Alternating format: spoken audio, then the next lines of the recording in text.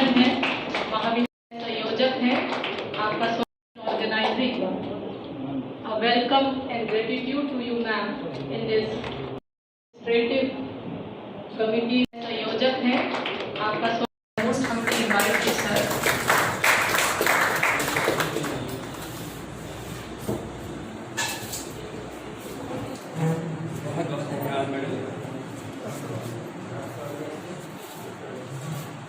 इस राष्ट्रीय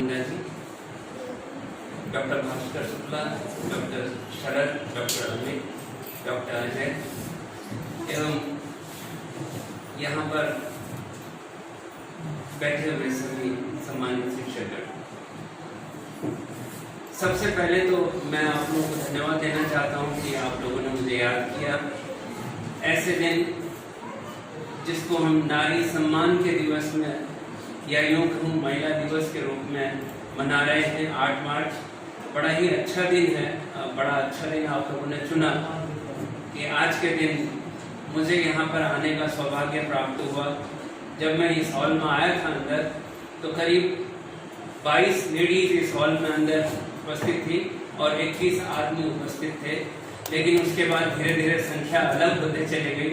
अभी नारियां कम है और आदमी ज्यादा है। उसी से पता लगता है कि अंतिम दिन आते आते आपका स्ट्रेस लेवल किस हिसाब से बढ़ रहा है या घट रहा है। क्योंकि अभी इस बीच में जो भी अभी 1-1.25 घंटे का जो कार्यक्रम मैंने देखा, कुछ लोगों को मैं देख रहा था बड़े स्ट्रेस में आ रहे थे। शायद भास्कर जी से निवेदन भी कर रहे थे, उनको जाना होगा या कुछ भी होगा, जैसा भी रहा हो। मुझे लग रहा था कुछ लोग उसमें रिक्वेस्ट भी कर रहे थे, कुछ लोग बाहर भी घूम रहे थे। एनीवे, ये होता है जब आपने 6 दिन बिता दिए हैं और 6 दिन में बड़े प्रसिद्ध और बुद्धिजीवियों को आपने सुना है। ऐसे में जो श्रद्धा मैडम ने यहाँ से कहा उनके बारे में कि पिछले 6 दिनों में कौन कौन लोग आए, उन्होंने क्या कहा, ये मेरे लिए बड़ा चैलेंजिंग था। यानी मुझे एक किस्म से चैलेंज दिया जा रहा था कि ऐसे ऐसे लोग आए हैं और अब आपको बुलाया गया। तो मुझे समझ में नहीं आया कि इतने प्रसिद्ध और इतने बुद्धिजीवी लोग यहाँ आके चले गए हैं, अब मेरा क्या काम है। लेकिन अब चूंकि बुलाया है तो कुछ तो कहना ही है। अंतर्राष्ट्रीय महिला दिवस की आप सबको शुभकामनाएं।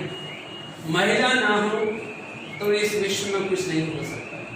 ना हम हैं ना आप हैं। महिला जननी है, महिला मित्र है, महिला सहभागी है, हर सुख दुख की साथी है।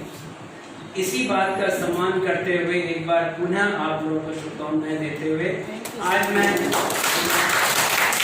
सुबह में एक अपना पोस्ट कर रहा था कुछ दोस्तों को कि इस दुनिया में सबसे सम्मानीय अगर कोई है तो वह नारी है।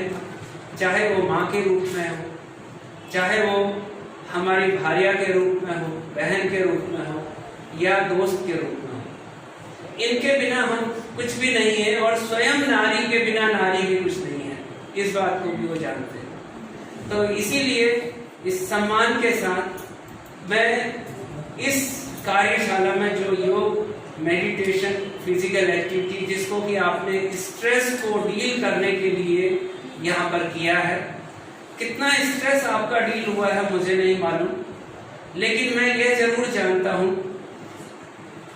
नास्ति माया समम पापम नास्ति योगा परम बलम नास्ति ज्ञानात् परो ना बंधुर अहंकारात् परो। बहुत सिंपल सी बात है। आप लोगों में बहुत सारे संस्कृत के विद्वान बैठे होंगे कि माया के समान तो कोई पाप है नहीं। और माया क्या है, अलग अलग लोगों के लिए अलग अलग है। जैसे अगर डॉक्टर अमित जी अभी बता रहे थे उनके बारे में कि 18-20 किलोमीटर साइकिल से आ रहे थे, पेट्रोल बचा रहे थे। मेरे हिसाब से तो वो पैसा बचा रहे थे, क्योंकि पेट्रोल बचा रहे थे तो कहीं ना कहीं पैसा तो बच रहा था आपका और आपका शरीर भी बन रहा था। कहने का तरीका है, कहने का तरीका थोड़ा सा अगर मनोरंजन हो जाए तो हमारा स्ट्रेस अपने आप खत्म हो सकता है। तो किसी भी बात को कहें तो उसमें आपकी वाक शक्ति होनी चाहिए। वाक शक्ति से आप किसी भी नकारात्मक वस्तु को सकारात्मक तक में बदल सकते हैं। किसी भी चीज को आप अपने लिए आकर्षित कर सकते हैं। आपकी पर्सनैलिटी आपकी परफॉर्मेंस का आउटकम है। ये कहा जाता है कि the outcome of your performance, basically the personality is the outcome of your performance, या यूं कहें इसको performance the outcome of your personality. दोनों एक दूसरे के पूरक हैं।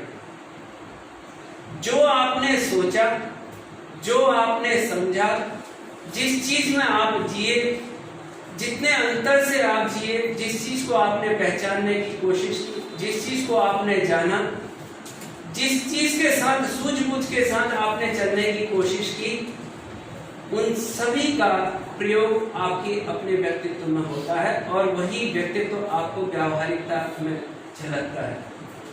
यह बात सबको पता है, लेकिन उसके बावजूद भी हम बहुत समय में अपने आप को नकारात्मक पाते हैं। मैं इस बात को इसलिए कह रहा हूं क्योंकि जब मैंने स्ट्रेस मैनेजमेंट की बात सुनी तो स्ट्रेस मैनेजमेंट में बहुत सारे लोगों ने बहुत बातें की होंगी, कुंडलिनी की बातें की होंगी, मुद्राओं की बातें की होंगी, बहुत सारी बातें की होंगी। मुद्राओं से मुझे याद आता है कि घृण्य संहिता में बहुत सारी चीजें लिखी हुई हैं। महामुद्रा, नवो मुद्रा, उड्डीयानम, जालंधरम, महाबंधो, नभो बंधो, महाभेदस्य खेचरी, ताड़ागी, मांडू की मुद्रा, शांभवी पच्च धारणा, अश्विनी, पाशनी, काकी, मातांगनी च भुजांगनी, पंचविंशति मुद्राश्च सिद्धहा ई योगिना। 25 तरह की धारणाएं हैं, 25 तरह की मुद्राएं हैं। इन मुद्राओं में अगर इसको महर्षि पतंजलि जी ने जो अपना घृण्य संहिता लिखा हुआ है उसमें 16 प्रकार की मुद्राएं, 4 बंध और 5 धारणाओं के बारे में बताया गया है। जो पंच धारणा की बात कर रहे हैं, पार्थिवी धारणा, आम्बसी धारणा, वायुवी धारणा, आग्नेय धारणा और आकाशीय धारणा, ये 5 तरह की धारणाएं हैं। इन सब चीजों के बारे में जब आप जानते हैं तो हर किसी का अपना एक बीज मंत्र है। हर किसी के बीज मंत्र से आप कोई ना कोई सिद्धि प्राप्त कर सकते हैं, लेकिन ये सिद्धि प्राप्त करना कैसे है इसको समझना बहुत जरूरी होता है। मैं इसलिए नहीं आया हूं कि आपको एक व्याख्यान के तले आपको दोबारा से स्ट्रेस न करूं। ना मैं कुंडलिनी के बारे में जानता, मैं इतना जानता हूं कि आपके अंदर एक ऊर्जा स्रोत है। उस ऊर्जा स्रोत को आप किस तरह से खपत करना चाहते हैं। जब भी हम फिजिकल एक्टिविटी के बारे में बात करते हैं तो हम किसी न किसी रूप में अपने मस्कुलर कॉन्ट्रैक्शन के द्वारा उस एक्टिविटी को करते हैं। मस्कुलर कॉन्ट्रैक्शन होता है, एटीपी सीपी सिस्टम चलता है, ग्लाइकोजन या जो भी कहें लैक्टिक एसिड बनता है, जितने भी सब्सटेंसेस हैं वो वहां से बिखरते चले जाते हैं, चाहे वो एंजाइम्स के रूप में, विटामिन्स के रूप में हम, चाहे किसी भी रूप में। जब आप वापस रेस्ट करते हैं, रिकवरी करते हैं, during recovery phase the peculiar thing happens that all these enzymes, vitamins and all these depleted substances which has been already break down during the process of contraction, that comes back in the more number। आपके शरीर में वो ज्यादा संख्या में आती है। इस ज्यादा संख्या को बेसिकली हम सुपर कंपनसेशन कहते हैं, अधिशक्तिपूर्ण ज्यादा वो होता है। ये हमारे फिजिकल एजुकेशन में स्पोर्ट्स टेक्नोलॉजी में पढ़ाया जाता है। या इसको मैं दूसरे एक एग्जांपल से आपको कहूं कि जहाज जाता है समुद्र के बीच में से, तो बीच में से दोनों तरफ पानी की बौछार जाती है और जब वो निकल जाता है तो ये बौछारें दोबारा से वेग से अपनी जगह आती हैं, जहां से समुद्र से जहाज गया है ज्यादा उछलती है। वो जो उछलना है पानी का, वह वेग जो है बेसिकली सुपर कंपनसेशन है, but it does not remain the same, it is a temporary phase. But the peculiar thing happens in the human being that whatever you break down during your activity, during recovery phase, it comes back in more the number what you have already spent। आपने जो spend किया है उससे ज्यादा आता है। लेकिन अगर इसको आप पहचान लें और उसके बाद दोबारा से आप एक्टिविटी करना स्टार्ट करते हैं, this phase which is temporary phase always remains and you get adapted। ये एडेप्टेशन प्रोसेस का एक हिस्सा है। आप कंडीशन हो जाते हैं और आपकी जो परफॉर्मेंस है वो बढ़ जाती है। Performance not in terms of the physical activity, rather in terms of your memory, rather in terms of what you think and what you say and how you decide the things. आप भविष्य के लिए क्या decide करते हैं, वह सब चीजें बढ़ जाती हैं। ये फिलोसफिकल भी है, ये दार्शनिकता में भी है। जैसे कहा जाता है कि एक कच्चा घड़ा है, उसमें अगर पानी डाल दो, उसके संस्कृत श्लोक में है आम कुंभो विभवम हस्तो जीर्यमाणा सदा घट तथा योगानलेन संदहा घट शुद्धि समाचरित, सब कुछ शायद इस तरह का है कुछ, कि जब कच्चे घड़े में आप अगर पानी डाल देते हैं तो वो पिघल जाता है। तो योग करके आप अपने आप को इतना साधित कर सकते हैं योग के तप से कि आप पक्के हो जाते हैं, यानी आप पूर्ण रूप में अपने आप में पुरुषार्थ पा सकते हैं। पुरुषार्थ का मतलब यहाँ पर कोई दूसरा नहीं है, पुरुषार्थ का मतलब आपकी क्षमताओं से। इसी तरह से योग को समझना बहुत जरूरी है। जब हम योग की बात करते हैं तो सब लोग कहते हैं कि ये संस्कृत की युज धातु से लिया गया है, फलाना, इसका मतलब आत्मा का परमात्मा से मिलन। आत्मा क्या है, परमात्मा क्या है, बच्चे नहीं जानते, कई बार बड़ों से पूछ लो वो भी नहीं जानते। मैं तो सिंपल रूप में एक कहता हूँ कि योग जोड़ना है, और योग का मतलब 1 + 1 = 2, 1 + 1 = 2। जब आपकी अपनी भावनाएं, जब आपके अपने विचार दूसरों के विचार, दूसरों की भावना से सकारात्मक रूप में जोड़ती हैं, तो यह योग है। इसी तरह से समाज में जब हम अपने विचारों को, अपने उद्देश्यों को, अपनी सकारात्मकता को दूसरों के साथ जोड़ के चलते हैं, एक समाज का विकास होता है। इस समाज के विकास के साथ हमारे राष्ट्र का विकास होता है, और राष्ट्र के विकास के साथ पूरा यूनिवर्स अपने आप जागृत होता है। यही योग है। मुझे बड़ा कष्ट होता है जब हम कहते हैं कि योग भारत में जन्मा है, भारत से ओरिजिनेट है, भारत से बड़ा है, भारत में इसका जन्म हुआ है, लेकिन हम जब सिखाने की कोशिश करते हैं तब बहुत सारी ऐसी चीजें आती है जो नहीं होती हैं। मैंने यहाँ पर सुना कि एक हमारे बुद्धिजीवी आए थे LNIP ग्वालियर से, उन्होंने चॉकलेट मेडिटेशन आपको दिया। बेसिकली डू यू नो कि चॉकलेट मेडिटेशन हमारे भारत का हिस्सा है कि नहीं? क्या हमारे ऋषियों ने इन चीजों को कहा है? ये किस तरह का योग है, किस तरह की इंद्रियों को आगे बढ़ाता है, किस तरह की इंद्रियों से बनता है? कभी इस चीज को हमने कोशिश नहीं की होगी समझ। हमें एक नई चीज सीखने को मिली, सीखनी चाहिए हमेशा। आपकी इस बात का मैं हमेशा सकारात्मक रूप से सोचता हूँ कि every day you have to learn a particular thing, specially the new thing. Nobody knows when you are using that particular word or that particular knowledge somewhere in some sentences or maybe in 1,000 sentences, you may be impressing some people, those who are taking interview or may not take interview, but they are somewhere in your community and they may say that this particular word, this particular sentence is very unique. He is the most knowledgeable person. हो सकता है ऐसा कहें। तो मेरा हमेशा एक ही बात का मानना है कि जो भी इस तरह की कार्यशालाएं होती हैं उनसे एक नया चीज सीखना चाहिए। हमको उनको कहाँ यूज करना है, कैसे यूज करना है, इसको हमें जानना चाहिए। हमारी अपनी सीमाएं हैं, अपनी धारणाएं हैं। यहाँ पर बहुत सारी बातें हो रही थी, अभ्यास करना, ये हम लोग सब जानते हैं कि अभ्यास से हम शास्त्रों को सीख लेते हैं। अभ्यासात् कार्य वर्णानाम यथा शास्त्रेण बोध्येत तथा योगम समासाध्य तत्वज्ञानम च लभ्यते। इस बात को हम लोग सब जानते हैं कि हम लोग जब अभ्यास करते हैं तो बड़े बड़े शास्त्रों को याद कर लेते हैं, लेकिन योग को साधने से, इसको करने से तत्व ज्ञान की प्राप्ति होती है। अब मैं ये भाषा बोल रहा हूँ उन बुद्धिजीवियों की जो आप लोगों के यहाँ यूजुअली वो करते हैं। मैं भी होता तो शायद उस तरह से करता, लेकिन तत्व ज्ञान क्या है ये जानना जरूरी है।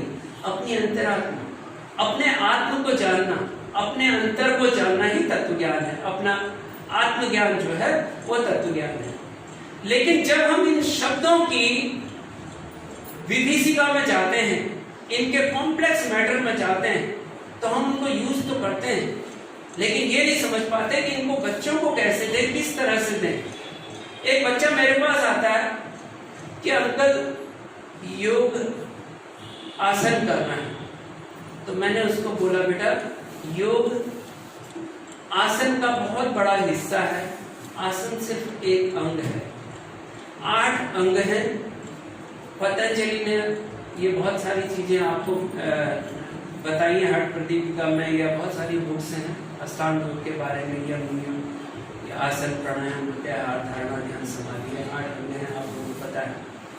इसी तरह से और भी बहुत सारे लोगों ने अलग अलग पद बनाए हैं। धरण संहिता में सप्तांग योग है, वो 7 अंगों की बात करते हैं, वो षटकर्म की बात करते हैं, वो 7 घटकों के बारे में करते हैं। पहले मैं बच्चे के बारे में बताया था, उस बच्चे को मैंने जब बताया कि बेटा जो आप जीते हैं, जो नियम आप पालन करते हैं, या जो आप आसन लगाते हैं या प्राणायाम करते हैं, ये सब योग के अंदर है।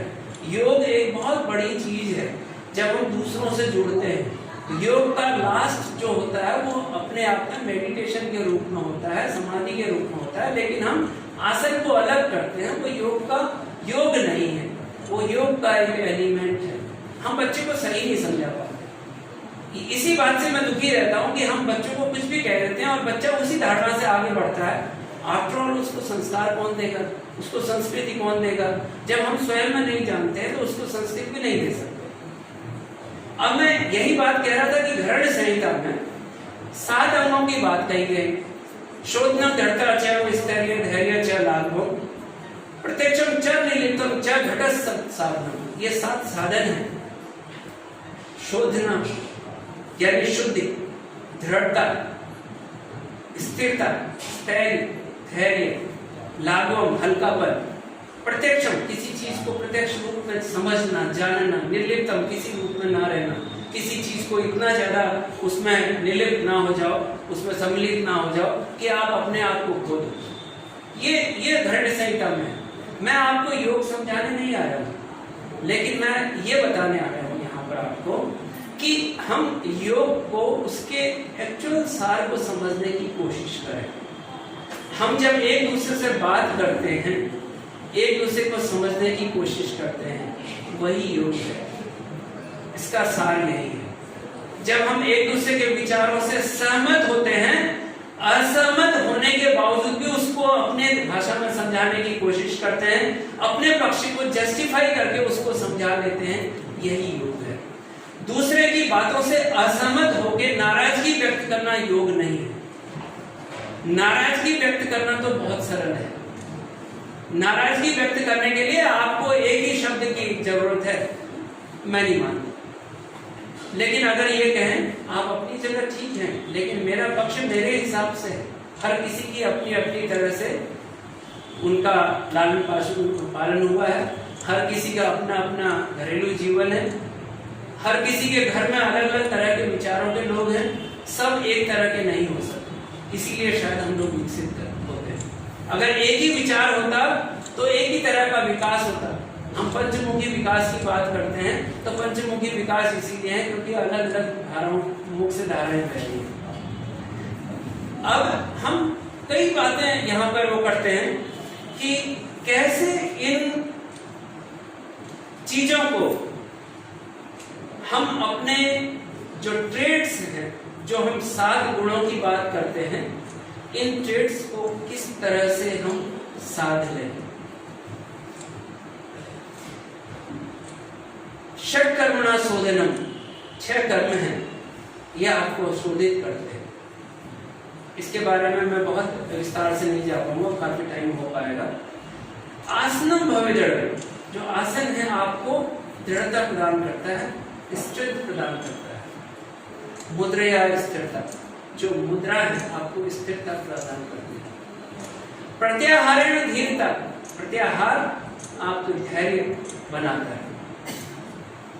प्राणायाम लाघवम, प्राणायाम के द्वारा आपको हल्कापन, हल्कापन का मतलब है आप हर एक स्थिति में अपने आप को ढाल लें। हर एक स्थिति में, हर एक सिचुएशन में अपने आप को इस तरह से बना लें कि नकारात्मकता का बोध ना हो। अभी यहाँ पर बात कर रहे थे ऑक्सीजन की, प्राणों की बात कर रहे थे। बेसिकली प्राण है क्या? आपने कभी इन चीजों को सोचा है? इसको मैं पूरा कर लूं। ध्यानात् प्रत्यक्षमात्मम समाधिना निर्लिप्तम, और यही चीज है जो आपको साधित करती है, सिद्धि प्रदान करती है। ध्यान से आपको प्रत्यक्षता प्रदान होती है और समाधि से निर्लेपन आप प्राप्त करते हैं यानी निर्लिप्तता प्राप्त करते हैं।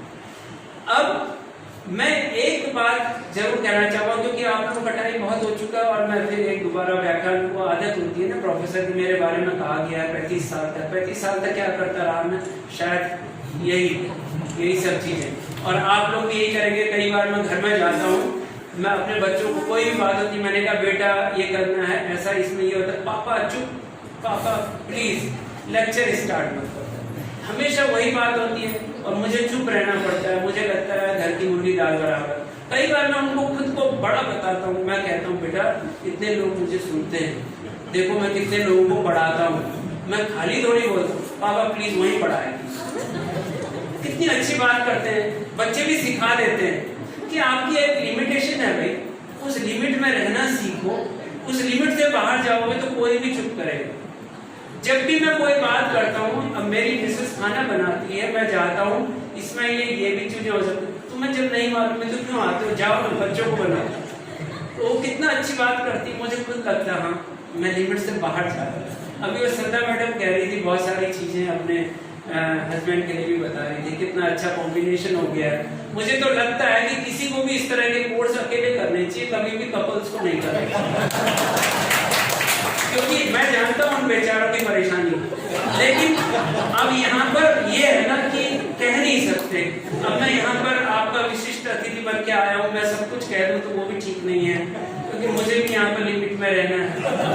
अब मैं सिर्फ इस बात को कह रहा हूँ आपको कि पिछले कई सालों से जब यही करते हैं तो कई बातें ना चाहते हुए भी आ जाती हैं, और जब हम कोई बातें अच्छी नहीं लगती है तो अच्छा यहाँ पर कुछ बताते जाएंगे। लेकिन मैं एक ही चीज बताना चाहता हूँ, साउथ में एक बड़ा अच्छा हुआ है कि 4 लंघनम के बारे में बोलते हैं। लंघनम परम औषधम। लंघनम मीन्स व्रत, फास्टिंग। फास्टिंग 4 प्रकार से की जा सकती है। फास्टिंग ऑफ फूड, जो आप खाना खाते हैं इतना ना खाएं कि आपका पेट महसूस करवाए आपको कि डस्टबिन है, डालते जाओ, कुछ भी खाते जाओ। अभी दही खाया है परोठे के साथ, इससे चाय बना रही है, हाँ चाय भी चलेगी, उसका अलग वो है। अब आपने दही खा लिया, चाय पी ली है, कोई संतरा लाया है और कहने लगे अभी बाजार से बिल्कुल फ्रेश संतरा लाया हूं, इसको भी खा लो, बोले चलेगा। तो आप अलग अलग तरीके से अलग अलग चीजों को खा रहे हैं, कहीं ना कहीं किसी न किसी रूप में पेट कह रहा है खा ले बेटा, ये तो डस्टबिन है, तुझे मालूम चलेगा मैं ऐसा डस्टबिन हूं जब फैलता जाता है फिर वापस नहीं आता। ये हमको खुद को समझना चाहिए। बच्चों को सिखाते समय हमको इस बात को कहना चाहिए, your stomach is not a dustbin, keep it very clean. अगर इसको क्लीन नहीं रखोगे तो ये खराब हो जाएगा। अब आप अगर पूरा फास्टिंग नहीं कर सकते तो इंटरमीडिएट फास्टिंग कर सकते हैं, थोड़ा ज्यादा समय के लिए आप कर सकते हैं। इंटरमीडिएट फास्टिंग का मतलब है थोड़ा थोड़ा खाना या कम खाना, किसी दिन के लिए चूज कर लीजिए। किसी दिन ज्यादा पार्टी हो गई है तो दूसरे दिन मान के चलिए कि कल तो मैंने बहुत खा लिया था, आज का भी खा लिया, आज थोड़ा सा कम कर लो, बराबर हो जाएगा। इस तरह से कर लीजिए। दूसरा आपकी वाक शक्ति, fasting of your own words. हमारे ऋषि मुनि बहुत कम बोलते थे, जो बोलते थे उनका अर्थ होता था, इससे वाक शक्ति बढ़ती है। जो आप बोलते हैं उनको इस तरह से बोले कि दूसरे के अंदर जाए, दूसरे को प्रभावित कर सके। इतना सुंदर बोले, इतना अच्छा बोले कि दूसरे को लगे। आपको भी कई बार किसी ने, आपके सहपाठियों ने बोला होगा कि कितना स्वीट बोलते हो तुम, अपने आप में सुन के कितना खुशी होती है। सोचिए अगर मैं भास्कर शुक्ला जी को कहूँ, भास्कर जी आप तो बड़ा स्वीट बोलते हैं, भास्कर को नींद नहीं आएगी। लेकिन अगर यही बात मैं नहीं दूसरा जेंडर बोल दे तो उसको 3 दिन तक नींद नहीं आएगी। कितनी अच्छी बात है। लेकिन सुंदरता देखिए कि हमारे अंदर कुछ तो अच्छा दे रहे, सकारात्मकता दे रहे। तीसरा जो लंघनम की बात करते हैं, फास्टिंग ऑफ ब्रेथ। हम जितना स्लो सांस लेंगे, जितना स्लो उसको छोड़ेंगे, उतनी ही हमारी आयु बढ़ती है। हमारे ऋषि मुनि प्राणायाम करते हैं, बहुत लंबी डीप ब्रेथ, कुंभक यानी उसको रोकना, उन प्राणों को पूरी तरह से अपने अंदर ऊर्जा में प्रवाहित कर लेना। उसके बाद उस ऊर्जा के बाद जो भी हमारे अंदर गंदगी है, गलत है, उसको बाहर छोड़ देना और उससे ज्यादा समय। सिंपल सी चीज है, 2-4-8। अगर 2 सेकंड सांस ले तो 4 सेकंड रोक लीजिए, 8 सेकंड फेंकिए। ये मैं जरूरी नहीं है कि ये करिए। और चौथा जो है वह है आपके इंड्योरेंस से रिलेटेड, आपकी एक्टिविटीज, आपके अपने मूवमेंट, फास्टिंग ऑफ मूवमेंट। आप जितनी ज्यादा मूवमेंट्स करेंगे अननेसेसरी, उतना ही ज्यादा ऊर्जा की खपत होगी। लेकिन जहां जरूरी है वहां वह मूवमेंट करना जरूरी है। जहां मूवमेंट नहीं चाहिए वहां मूवमेंट नहीं करने चाहिए, बैठ के मूवमेंट नहीं करने चाहिए। आइडल सिटिंग, ये मैं आपकी योग को ध्यान में रखते हुए कर रहा हूं, जो मेडिटेशन से रिलेटेड है। आप 5 मिनट घर में चुपचाप बैठ जाइए और लंबी सांसें खींचिए और किसी चीज को धारण कर लीजिए। धारण करना किसको? जो सकारात्मक है, कोई भी ऊर्जावान वस्तु है, जैसे कोई लाइट है, सूरज है, सूरज का बिंब है, सूरज का प्रकाश है, जो पीली किरणें हैं, उनको धारण कीजिए। अपने अंदर उस ऊर्जा को महसूस कीजिए और जिस कमरे में आप बैठे हैं, जिस हॉल में आप बैठे हैं, जिस जगह आप बैठे हैं, चारों तरफ उस बिंब को फैलाने की कोशिश करिए और उस पूरे जगह को उसी तरह के रंग में रंग दीजिए। जब आप ये करने में सफल हो जाएंगे, तब आप फास्टिंग ऑफ मूवमेंट के सही में ज्ञाता हो जाएंगे, एक्सपर्ट हो जाएंगे। Then your memory will be sharpen, your decision will be sharpen and you will have more ability than the earlier. ये बहुत छोटी छोटी चीजें हैं, क्योंकि अभी यहाँ पर से मुझे बताया गया था कि त्राटक के बारे में भी। त्राटक बहुत तरह का है, अंतर त्राटक, भाई त्राटक, अधूर त्राटक, इनमें बहुत तरह अलग अलग तरीके से कर सकते हैं। यहाँ पर मेरे पास कोई वो नहीं है कि मैं उसके बारे में बात करूं, लेकिन मेरा सिर्फ एक ही कहने का मतलब है, जब हम योग की बात करते हैं तो योग को समझिए। योग क्या है? मैं आज आपके बीच में आया हूं, आपसे जुड़ा, यह योग है। आप मुझसे कितना जुड़ते हैं मुझे नहीं मालूम, लेकिन मैं कोशिश कर रहा हूं कि आप लोगों से जुड़ूं, अपने विचारों को दूं, सकारात्मक रूप में दूं। जो भी मैंने गलत बातें कही हैं दूसरे रूप में, कहीं ना कहीं मनोरंजन के रूप में कही है, चाहे आप उसमें हंसे हो, चाहे आपने ये सोचा हो कि चलो बीएचयू का प्रोफेसर आया, मुझे इस तरह की ये बातें करते हैं। हर कोई विद्वता की बात नहीं करता, तो भी अच्छा लगता है। कम से कम हमारी बातें आप तक तो गई, आपने ये तो सोचा कि हाँ ऐसी भी बातें हो सकती हैं। कोई भी बात छोटी नहीं होती। 100 गिनती जाने के लिए आपको एक ही स्टार्ट करना पड़ेगा। अगर आप एक स्टार्ट नहीं कर सकते तो 100 में पहुंच ही नहीं सकते। इसीलिए मैं हमेशा अपने बच्चों को भी कहता हूं कि जब भी आप अपना कैरियर पूरा करने की कोशिश करते हैं, सबसे पहले जो पहली सीढ़ी मिलती है उस सीढ़ी में पांव रख लीजिए। अगर सीढ़ी में पांव नहीं रखेंगे, सीधी लंबी छलांग मारने की कोशिश करेंगे तो कहीं के नहीं रहेंगे। मुझे याद है मेरे एक स्टूडेंट को जॉब मिली थी माध्यमिक में, उसने कहा नहीं सर हम नहीं करेंगे। उनका क्यों? किसी और ने कह दिया था उससे, तुम इतने ज्ञाता हो, तुम इतने अच्छा रिसर्च कर रहे हो, इतने अच्छे शोध पत्र लिखे हैं तुमने, तुम माध्यमिक में जाके क्या करो, तुम हायर एजुकेशन में जाओ। उसने घर आई नौकरी को छोड़ दी। मेरे पास आया, मैंने उसको बोला बेटा ऐसी मूर्खता मत करो, जाओ माध्यमिक ज्वाइन करो, हायर एजुकेशन की तैयारी करो। जिस दिन हायर एजुकेशन में हो जाएगा उस दिन मैं खुद कहूंगा इसको छोड़ो और जाओ। उसने ज्वाइन नहीं किया, 2 साल तक लटकता रहा। हायर एजुकेशन की पोस्ट आई और वो क्वालिफाई भी नहीं कर पाया। एक बार फिर क्वालिफाई किया, लेकिन उसका नंबर पीछे था। इंटरव्यू में किया, इंटरव्यू में भी नंबर उसके 17-18 आए, लेकिन वापस उसकी जो रैंक थी इतनी कम थी कि उसको कोई कॉलेज नहीं मिला। आज भी वो वैसे ही बैठा है बेरोजगार। अब हमसे कहता है सर आपने कहा था, ठीक कहा था। मैंने कहा था बेटा शिक्षक पेरेंट्स की तरह होते हैं, शिक्षक माँ बाप की तरह होते हैं, शिक्षक गार्जियन है। जब भी वो आपसे कहेंगे अच्छा ही कहेंगे, उनकी बातों को कुछ न कुछ भार तो दो, उनकी बातों को अपने माँ बाप के सामने रखो कि हमारे सर यह कह रहे थे। मैं उससे जुड़ना चाह रहा था, अपने योग की संभावना को देख रहा था, लेकिन उसने हमारे योग को कोई तवज्जो नहीं दी, वो जुड़ा नहीं, आज भी बेरोजगार है। बड़ा मुश्किल होता है जब समझाना ऐसे बच्चों को। कहते हैं बेटा पहली सीढ़ी में पाँव रखो, 10वीं सीढ़ी का तभी सोचना जब नीचे से ऊपर जाओगे। जब तक पहली मंजिल नहीं बनेगी, दूसरी मंजिल को हवा में नहीं बना सकते। लेकिन कुछ हमारे बच्चे हैं ऐसा करते हैं। तो योग का बल है कि हम उनको समझाने की कोशिश करते हैं।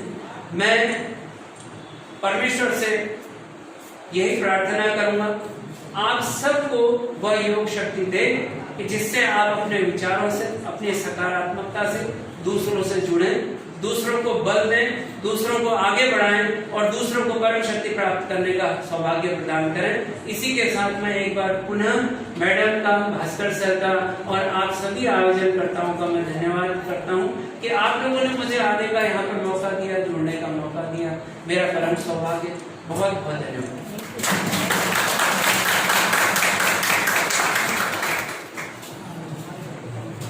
Thank you so much, sir, for your wishes, for your blessings, and for your enlightening address. Very rightly said by you, sir. Yoga means when 1 plus 1 happens. That is yoga. When the thoughts, when the views of a person matches the views and thoughts of other person, we say yoga happens. For a yoga to happen, it is very necessary that there is a compatibility between the two persons. Then we say yoga has happened. So yoga unites people. It forms the basis of any society and the nation as a whole. Thank you once again, sir.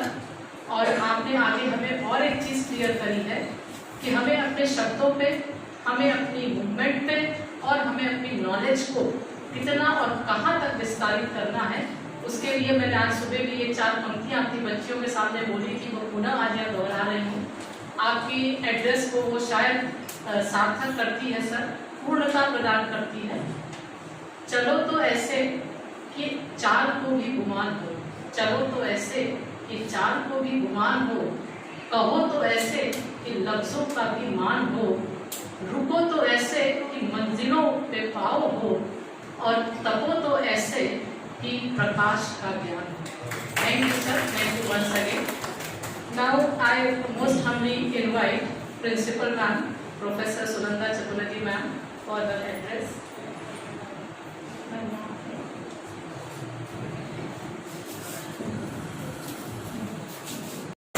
Sir बहुत बहुत आभार है आपका कि आपने अपने बहुमूल्य समय में अपने विचारों से, अपने अनुभवों से हमें लाभान्वित किया। हृदय से हम सब आगे निकल कर वो बातें, वो चीज़ें जो हमें सदैव तनाव देती हैं, उनसे हम अपने आप को दूर रख सकते हैं। एक सकारात्मक